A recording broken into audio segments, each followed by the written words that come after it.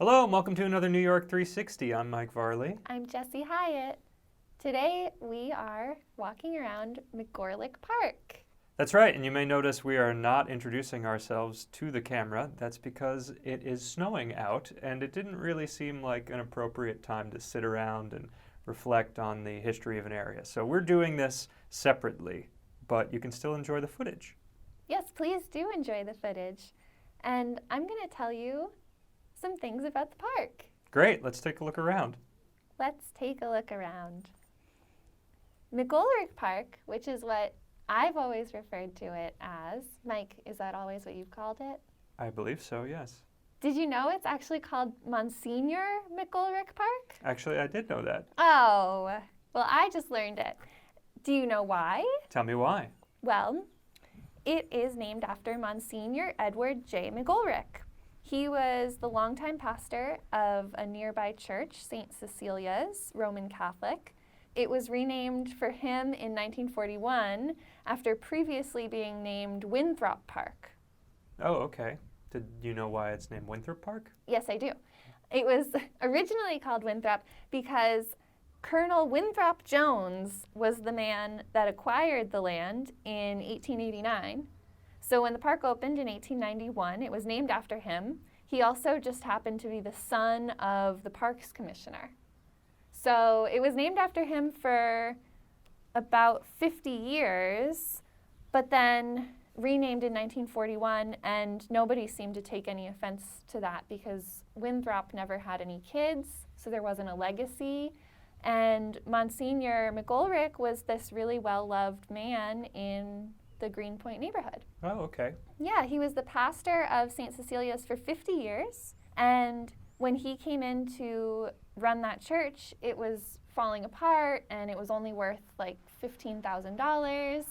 And over those 50 years, he brought the value up to $600,000. He also built a hospital, a school, a playing field, a convent, and a lyceum. Okay. I don't know what a lyceum is. I think it's a library. Okay. I should have looked that up when I was doing the research. But here we are. We think it's a library. So anyway, the whole neighborhood, he was more than just the pastor. He really was a community figure. Right. And yes, he actually passed away before 1941, but it was renamed in his honor. Wow. Yeah. So that's the name. Now, Is St. Cecilia's the one that's directly across from there? no. It's a really big one just down the street. Okay. We'll have to catch it on another trip. So that's about the name. There's 3 main features to this park, I'd say. Okay. So, other than it being a park, it has beautiful, nice winding pathways, right? As everyone's probably seeing in the video, they can see that for themselves. There is a dog park. It didn't have any dogs in it because it's closed. There was also a playground, didn't have any kids in it because it's closed. And there's plenty of benches. It's a really sweet little park. But there's 3 features that are not standard for parks. Okay. One of them. You got a sunroof or? That's good. Keep that one. I mean, the whole thing is a sunroof. It's open air, Mike. It's actually the opposite, too. It's a pavilion. Oh. Did you notice the pavilion? Yes. Yeah, it's massive, right? It's the big thing in the center. It's called Shelter Pavilion. Yeah. It was built in 1910 by Helmle and Huberty, and it's considered a New York City landmark, and it's on the National Registry of Historic Places. Okay. Yeah. It doesn't really have a ton of history other than that it's old and quite nice to look at. It was built to look like the 17th and 18th century French garden structures, and it's 2 buildings. Those are made out of brick and limestone, and then they're connected with a wood colonnade to cross over. And they are now, and they always have, just been comfort stations. So it's just really beautiful bathrooms. Oh, okay. Yeah. So that's that one. And then there's 2 monuments. Did you see the monuments? Yes. Yeah. So there's There's one, which is a World War I monument. It's a lady with wings, a winged woman, Yes. and she's holding two things. She's holding a laurel, and she's holding a palm frond. Do you know what either of those symbolize? I think laurel is peace, right? No, close, though. The palm frond is peace. Oh, Want to guess again for the laurel? victory. Ah, you got it. How'd you know? Because I probably should have known when I thought about it the first time. Well, you got it. So yeah, the laurel is a symbol of victory, and the palm frond is a symbol of peace. And it's a World War I monument, so whatever, that's self-explanatory. It honors 150 Greenpoint soldiers. And it was designed by Carl Augustus Heber in 1923. And I also found out, it doesn't often list this online, but it cost $7,300 in 1923. Any idea of the conversion? No. Okay. Who knows? I was thinking I was thinking about it, but I don't know how to, there might be an online converter thing. Oh, certainly. You think so? Yeah. I mean, we could do it. No, it's fine. Okay. Someone else, if you guys want to know. I'm going to Do it guess yourself. 168,000. Somebody can tell me if that's correct or not. Okay. I'm going to guess more. Okay, make a guess. I'm going to guess 360,000. Okay. Okay, thanks. So I also, though, am wondering how much $7,300 converts into now, and also how much that statue would cost now for someone to make. Yeah. You understand? Yeah, it's a little more complicated. It's more complicated. But I'm curious if they would end up being similar. And on that same line of thought, then, what was this Carl Augustus Heber charging as his hourly rate? And What's what your would that angle, translate Carl? into now? What's your I'm plan? just curious. I don't think he has an angle or a plan necessarily, but I'm just curious. So anyway, so that's the World War I monument. And then there's a third structure. Yes. It's another monument. Yeah. It's called the Monitor Memorial. Do you know about the Monitor? Yes. Tell us more. Okay, I can tell you a little bit more. So the Monitor is the USS Monitor is what we're speaking of in particular. It was invented by John Ericsson, who was a Swedish-American man. He was an engineer, and he designed the Monitor ship to be used during the Civil War. He designed it to be very small as a target, too small to be targeted, right? But then spacious inside. And it was ironclad. Right. Yeah, so people loved that ship.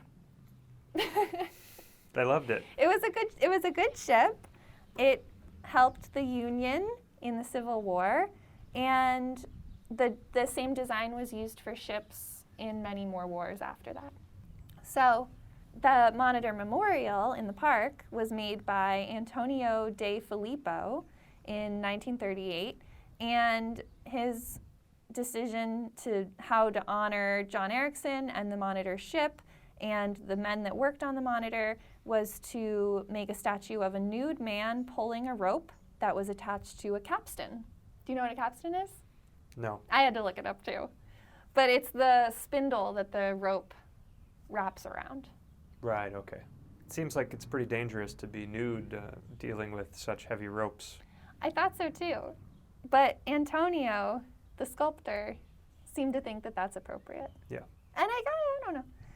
I don't really know what his thoughts were behind that design, but it's eye-catching, and the man looks strong, so maybe that was the idea, like show the muscles of the man with the rope to show how much we love the boat that other man made.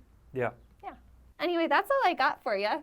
Very good. McGolrick Park, I was hoping that there'd be some kind of controversy or hidden secret, something like that I could find. I couldn't find anything. I'd really love to know about a controversy about McGolrick Park, but I think what I have come away from this with is that it's just a wholesome place. It's a wholesome little park.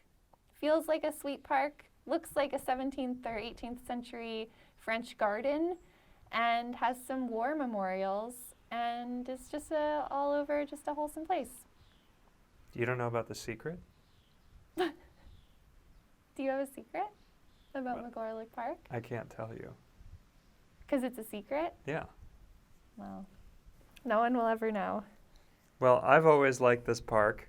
I feel that it does have that. I didn't know it was a French garden aesthetic, but I guess it makes sense knowing that now. Yeah.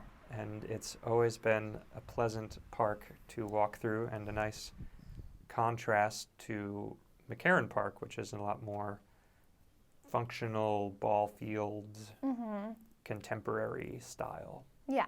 I guess that's kind of what I mean by the wholesome thing too. I've also always enjoyed that park. It's just quaint and easy. Quaint and easy. We're painting quite the picture of a park. It has a sunroof, it's quaint and easy. I'm not really sure what the product is. It's French. I also enjoy the houses along the sides. Oh, the houses along the sides are very nice. Yeah. Have you ever known anyone that lives in any of those houses? No, have you? Yes. Who? Taylor lived in one of those houses for a little while, so I would go there to work sometimes. And who's Taylor? Oh, Taylor is my old boss. In what industry? I used to work... I'm talking to you, Mike. I forget that there's a camera on us. I used to work for Taylor doing window displays for Levi's, and I was a project manager. So sometimes we would work at the wood shop, and then sometimes we would just work from home. Yeah. And a handful of times I went over to where he was living and would work in his living room and then take a break in McGolrick Park. It's a nice place for a break. Yeah, it's nice. Yeah. Well, that's all we got for this week, I believe. Is that right? That's all I have. Very nice. Well, I hope you've enjoyed the views walking around the park with us. We do this every Friday, so please check in with us and subscribe to the channel so you can find out about all the adventures we have through the city.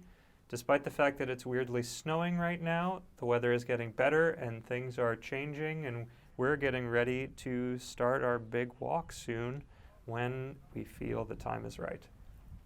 That's correct. Yeah. So stay tuned on the internets across all the various channels to find out all sorts of exciting stuff that's going on in our world. Thanks so much for watching, and tune in again next time. Bye. Bye.